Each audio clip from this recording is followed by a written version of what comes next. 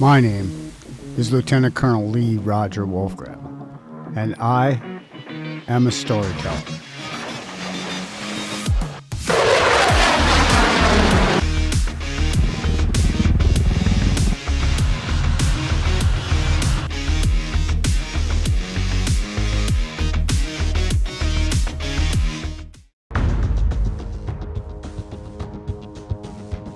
Welcome to the Colonel Channel, Kerry. Well, thank you.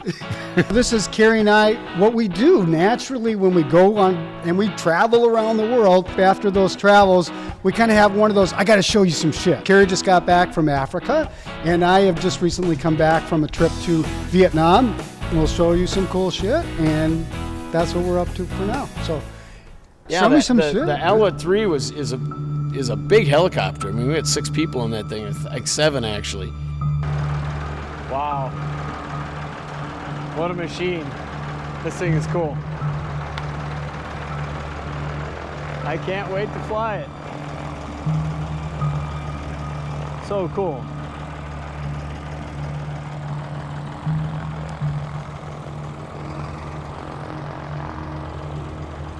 It's good to have friends with cool toys. Oh, yeah.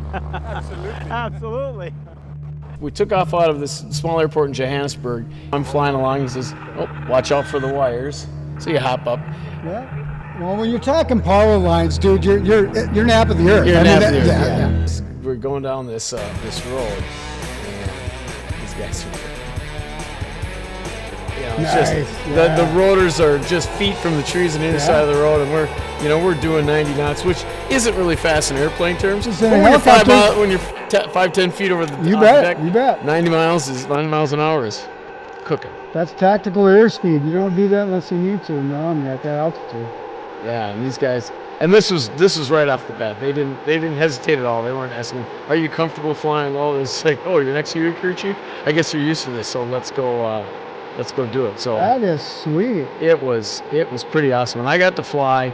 I wasn't doing that part. He took it himself when he was flying low, but then he let me fly, and that was pretty awesome.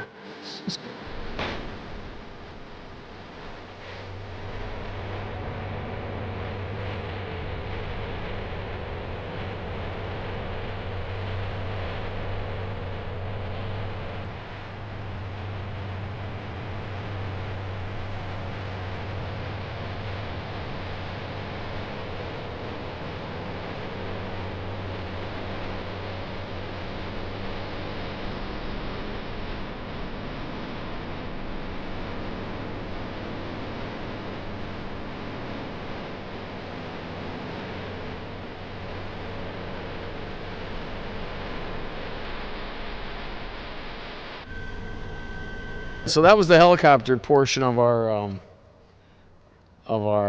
little adventure, which was pretty cool. And this is an area, I think it's one of the only places in the world where the sand dunes is. Namibia has the biggest sand dunes in the world, in this huge desert.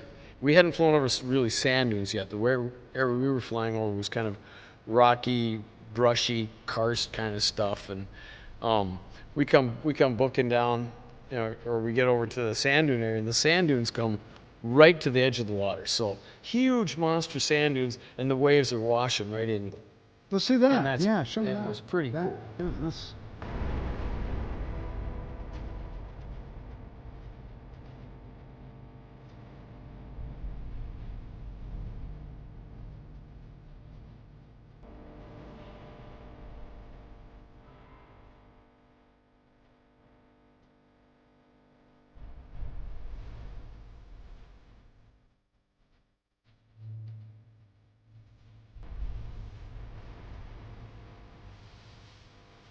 Oh, sweet.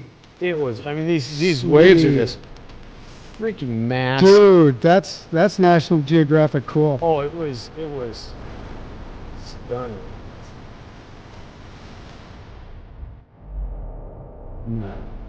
What's a lot? It was kind of chilly because I went smooth. Wow. Turtle? Turtle going on. Relax.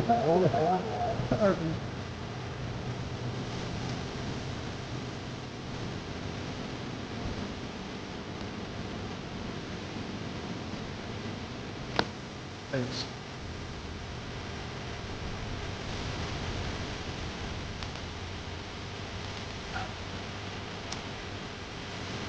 The waves are just unbelievable.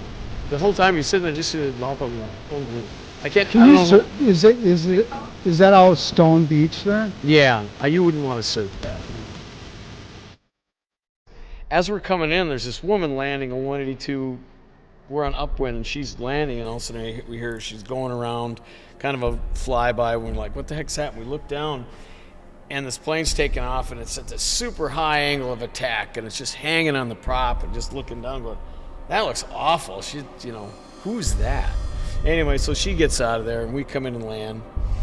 And it's awesome. You come in, it's a long gravel strip, and in the middle of the desert, all of a sudden there's all this lush green trees and lawn, and all these planes sitting around this hangar. Like, this looks like my kind of place. Like an oasis kind of thing? Yeah, it was amazing. Cool. And we park it, and we get out of the plane, somebody goes, plane crash.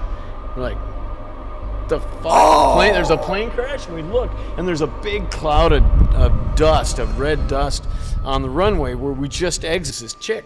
And she comes in, and what she'd done is she, again, had gotten too slow, hanging on the prop, gunned it, left wing comes up, she comes up, stalls it, hops over this 7-foot fence, doesn't touch the fence. It's the weirdest thing.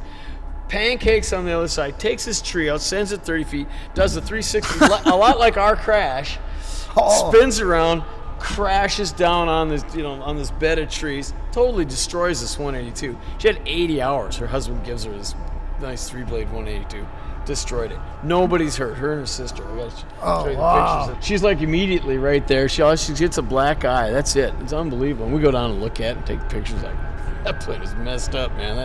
That is an X plane. That is like the Twin Comanche. That was an X plane. Pretty much, yeah. Oh, dude! Oh, that is so fucked up. Because the looks like the wheels are retracted. No, they're retracted. All right, like 5 sheer force. I mean, just messed up. That dude. Plane is. That poor 182. Ouch!